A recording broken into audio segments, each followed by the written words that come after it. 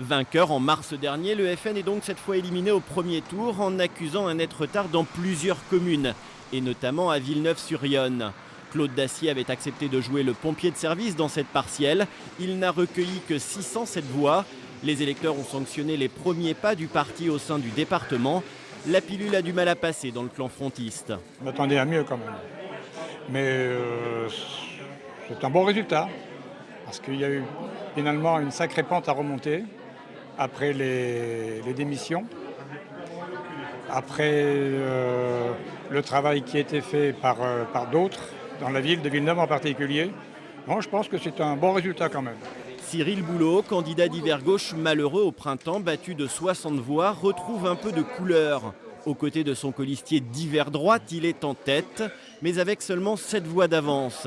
Avec un taux d'abstention au-dessus des 70%, il compte sur son passé d'ancien conseiller général pour convaincre et mobiliser. Nous, ce qu'on veut montrer aux électrices et aux électeurs pour ce second tour, qui est juste dans une seule semaine, au moment malheureusement de la fête nationale, au moment d'un grand départ de vacances, nous, on veut montrer en quoi nous connaissons les dossiers et comment nous avons fait aboutir déjà les dossiers dont nous avions la responsabilité.